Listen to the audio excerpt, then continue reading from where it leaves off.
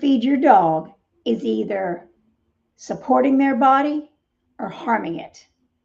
Do you know which it is? Every single day, you are either building your dog's body up or breaking it down by the actions that you take. There is no neutral.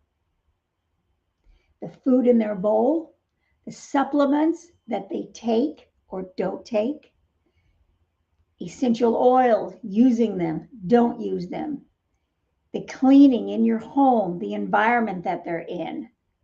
What is it? Is it traditional or is it clean? Every input supports their body or harms it.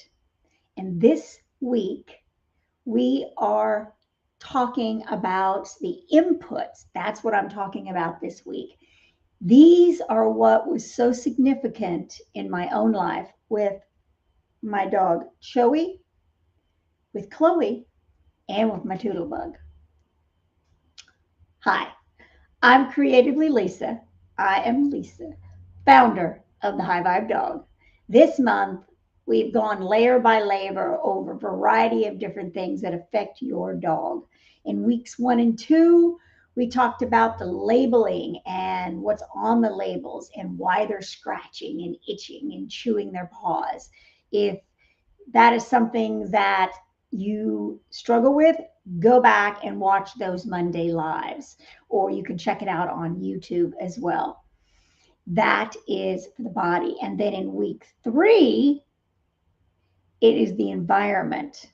This week, we close out August with what nourishes, what to add, that extra active layer into your home, into your dog's bowl that can start showing and seeing significant changes straight away or continue the breakdown and the deterioration. And that's completely up to you. I've learned recently that dogs, like us, are definitely supposed to live a lot longer, like into their late teens. But the problem is that they're dying. They barely sometimes don't even reach 10 years old. And those reasons are the food that's being fed to them, the environment that they're in, and what you're putting on them and in them. That makes a difference. That is what can change your dog, and your own energy that you bring into the environment as well plays a key role also. What we want to do is utilize what builds your dog up. So, and I also want to say, stay to the end because I have 2 stories this week about 2 different dogs that were written off completely by conventional vet care and what actually turned them around. You're definitely going to want to hear that. So if this is your first time, thank you so much for visiting, coming on. Click that subscribe button and follow so that you know when things are coming out. And if you're enjoying it, then share it with somebody else that also needs to hear this as well. So let's get to it, shall we? How about dropping some pause in the comment if this is your first time here? And answer this question, if you don't mind. It helps me see where people are at. Do you give your dog supplements now? Just like us, we have to take supplements now because our nutrition and the food that we get has deteriorated so badly, doesn't have the natural minerals and stuff in it that it normally would have and that it had in the past. So we have to do a lot of supplementation just with all the environmental and everything. And it is the exact same thing with the dog. They need it just as much as we do. So let me know in the comments, do you give your dog supplements or do you not? Let me know. All right. And here's what most dog mamas miss. They might start cleaning the environment. They start swapping out a few products that they think is clean. Maybe they upgrade the food a little bit, and then they just kind of stop. They think, Okay, that's good enough. But is another life that depends on you, is that good enough? Hmm. These questions are what changes things, because we start looking at things at a deeper level instead of just the surface. And this is where things and the body starts seeing noticeable changes. But removing what's harmful is only half of the equation. The other half is actively giving the body what it needs to rebuild, to maintain, to thrive. And that is consistency. Once you've cleaned it all out, be consistent regularly to start seeing changes in your dog on a consistent basis and improvement as well. You can't run a car on empty. Just because you stopped putting the bad fuel in, you still have to now begin putting good fuel in the car. This is the exact same thing. Support the body with a positive fuel source. And food is the foundation. Now, I'm going to go over some different kinds of food things. This is something that I've learned a while ago. And the more I go into the store and I look at stuff, the more I'm like, oh, it just surprises me that people just, they don't know and don't take the time to know. And I learned the hard way. I learned through losing my Choey far too young. And I'm here so that you don't do that. If I can save and extend just one dog's life, 20 dogs' life, 100 dogs' lives, then that is the point.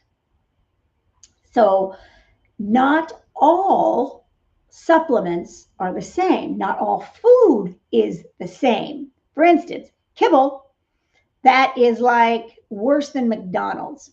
That's like a TV dinner on burned. Burned. Kibble's processed. It is rarely dehydrated. It's heavily processed. Occasionally it's baked, but 90% of the kibble out there is heavily processed, cooked at extremely high temperatures, and it strips all the nutrients a dog's body actually needs. And what it replaces with is AGEs, advanced glycolic end products. And these are carcinogenic.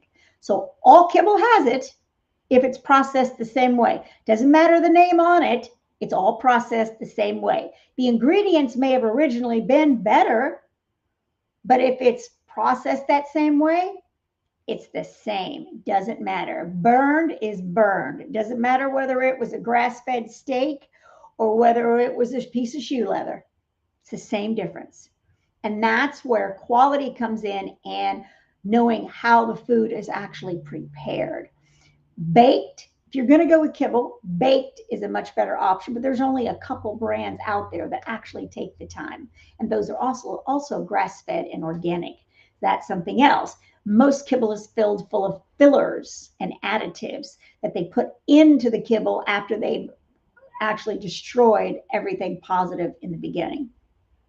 It creates constant, chronic, low-grade inflammation in your dog and pulls nutrients almost from the body because it's trying to sustain itself and moisture.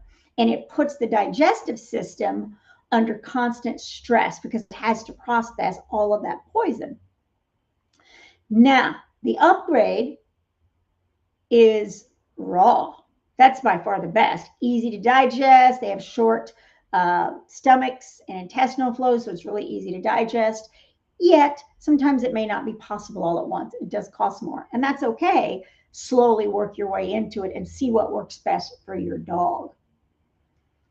When I started giving raw to Chloe, she had a heart condition, and that's what I was told.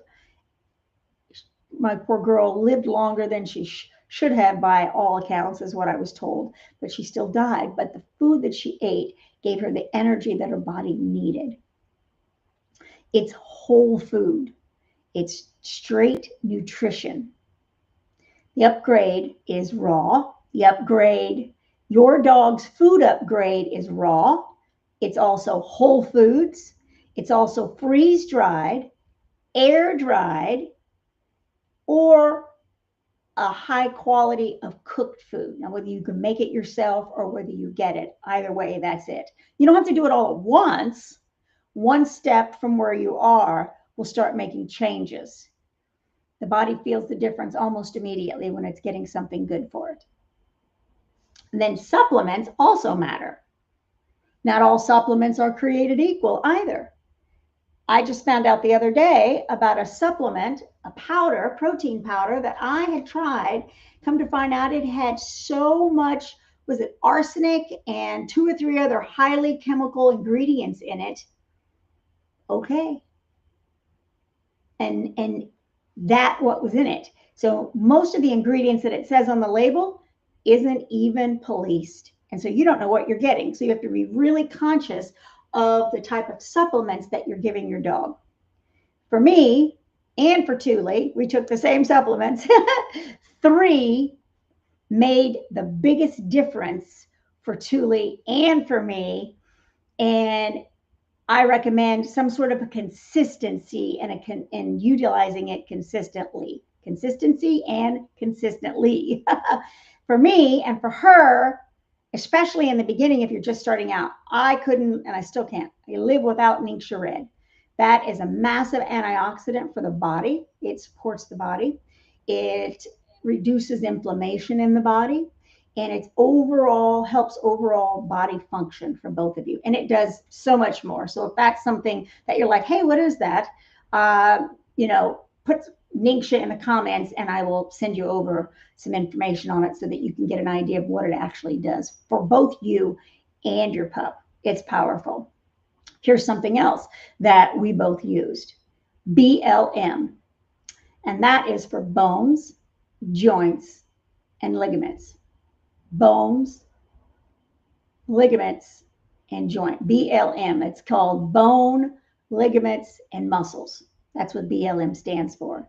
So, and that is really good for the joints in the body if they're getting older. Just if they're big dogs, they need that extra support. And you're going to start seeing a difference in that within probably a couple of weeks, I'd say. That is a solid one, especially, as I said, for older dogs. I also would recommend a good omega. Now, I used green omegas for both her and I, and using that or a solid omega-3 is something that you're going to notice it's going to be so good for the body and for the joints and the fur and eyes, everything. That's really good. And then if you want to clean out stuff and start clearing out what the body has been loaded with for all this time, then you want to do some sort of a detox protocol. And that's simple to do as well. You can start with a couple simple things. I gave Tulli a digestion cleanse, and then I mixed a specific spray that I sprayed on her, and it helped start cleaning out her body. And that made a huge difference. It was just a daily detox support. So these specific supplements together, along with a solid food source, addresses the body at a systemic level. Not just one symptom, everything. And that's what's so phenomenal about it. Now, here's something I'm going to throw in because it's something that we used, and having this in your environment makes a huge difference in just how you feel. Essential oils are not just a scent. They're not just because they smell good. When you use quality essential oils for your dog's body and yours in your environment, you are providing active biological support for your dog. Simple little things, using them regularly, make profound changes. Frankincense, for instance, for cellular health. A little lemon and grapefruit is what I used for Tulli when she had a fatty lipoma. I had a specific protocol with that, and it kept it from growing. It started getting smaller, and she never got another one again. Fantastic. Lavender is phenomenal for the nervous system. Animal sense tea away is also for your pup. All of this stuff can be used, both of you. These are not just for aromatherapy. They're for healing both emotionally, physically, on your body. They are targeted support when you use the right quality and the right quantity in the right application. These are wonderful little things that you can start implementing into your daily life that will not only give you massive results and you'll feel better, but you'll start noticing massive changes in your dog as well. So, high quality food and away from kibble, solid supplements to build that nutrition even more, a good detox to clear it out, all the stuff that's not supposed to be in there. Start bringing in solid, non-toxic, clean products into your home and on your animal as well, what kind of products are being used. And these things on an ongoing basis will start shifting everything in your dog's life, and you'll start noticing the differences almost immediately. Pretty powerful. And so I'm going to share 2 stories this week about 2 dogs, senior dogs, over 15, both of them, that had were basically written off. They were written off, both of them, and it was pretty pitiful, to be honest with you. One of them was taken to the vet, and the vet said he had cancer. Didn't even check. Didn't have cancer. He took him home. He fed him solid food. He gave him a specific protocol, and I'm going to talk about that on Thursday. Go into depth in that on Thursday. And then it's a 15-year-old little senior dog, barely see. He had the worst food. I immediately swapped it out because I just wasn't going to watch him. I couldn't give that food to him. I threw it away and I bought the best thing that I could find close by. Almost immediately did he start having more energy. I talked to his mother about it. She changed his entire diet, and he completely made a massive turnaround and was so alert and so happy. Completely different. 2 dogs that were, by all intents and purposes, on their way out. And everybody had given up on them except Kuma's daddy and me. And those shifts with those 2 dogs, both Kuma and Freddie, they are 16 years old now, both living, both thriving, and feeling better. And that's what it's all about. Can you imagine 15, 16 years old with your dog? And they're healthy and vibrant. So are you. That's the way it's supposed to be. Not dying at 8. That's not the way it's supposed to be. And that's the idea. The more you start making changes in your life, the more you start changing out what you're using, you start making dramatic changes and shifts and upgrades in your dog's life and yours. Yes. So, what is one thing that your dog is currently going through that you wish you had support for? Drop it in the comments and let me know. Let's talk about it. Let's find solutions together, and let's start making massive changes in our fur babies. We love them so much. We just don't think about all the different pieces of their positive care. And that's where I come in, and I'm excited to help you build a resource list. Let's build and thrive together, and let's help our pups thrive for many, many years to come instead of barely surviving. How about that? So I have a couple of questions that have come in, and I'm going to throw them in here. How do I know what supplements my dog actually needs? Start with the basics. Gut support, a good probiotic before they go to bed at night. Antioxidant support. Everybody needs a good antioxidant support. Joint support. Senior dogs or large dogs need a solid joint support. And That's start there. It's that simple. Also, comment switch, and I can send you the High Vibe Dog Method Guide, and it has a 4-pillar audit in it. You can take the audit and see where you stand with everything. Kind of gives you a good idea where to start. So, comment, switch, and I will get that right over to you. Is raw food safe? I hear this all the time. Vets are paid by all of these kibble companies and all of this stuff to give you what they are, what they have in their facility. They're not saying that, but read deeper into it yourself. Go look it up yourself. Find out yourself. For me, yes. When it's sourced and handled properly, raw food is extremely safe for your dog. What did they eat in the wild? They ate raw. They didn't get takeout, and they certainly didn't get kibble. They ate raw, and they survived with no problems for centuries. We come in and give them crap, and that's when the problems arise. So think about that first and foremost. It is what dogs ate and continue to eat in the wild.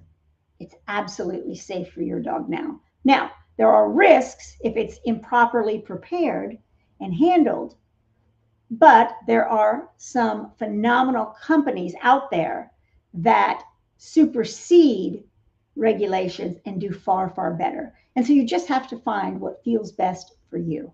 When you find the brand that works for you, I used Stella and Chewy's. It was phenomenal. And you will feel more confident in what you give your dog. So, and I can, as I said, if you comment food below or raw, comment raw below, and I will give you some information on some solid foods. And I have a canine cuisine ebook that I can send you over, and then you can look through it yourself and discover what's going to be best for you. So with that said, thank you so much for joining. Always remember, the food is where it begins. Thank you for being here. And remember, go out and create something magnificent with your pup. And I will see you next week. Lots of changes coming, and I'm so excited